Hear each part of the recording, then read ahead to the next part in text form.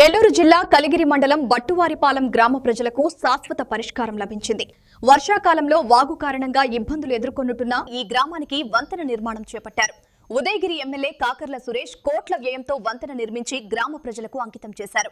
ఎన్నికల సమయంలో ఇచ్చిన హామీ మేరకు ఈ పనిని పూర్తి చేయడం శుభపరిణామమని ఆయన తెలిపారు. ప్రతి వర్షాకాలంలో రాకపోకలు పూర్తిగా నిలిచిపోయే పరిస్థితుల్లో ముందుగానే పనులు పూర్తి చేసి ప్రజలకు అందుబాటులోకి తీసుకువచ్చినట్లు ఎమ్మెల్యే తెలిపారు.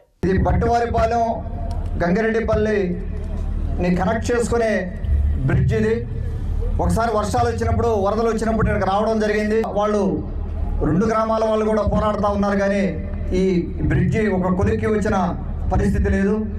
దీన్ని కొద్దిగా హై ప్రయారిటీ పెట్టుకుని మనం దీన్ని సాధించుకున్నాం, వర్క్ చేసుకున్నాం. అందరికీ కూడా సర్పంచ్కి కానీ మిగతా తెలుగుదేశం పార్టీ నాయకులు అందరికీ కూడా ధన్యవాదాలు. అలాగే ఊరు ప్రజలందరికీ కూడా ఇంకా కూడా సీసీ రోడ్లు ఇంకా కొన్ని చేయాల్సినవి ఉన్నాయి ఇక్కడ, అవి కూడా ముందుకెళ్దాం.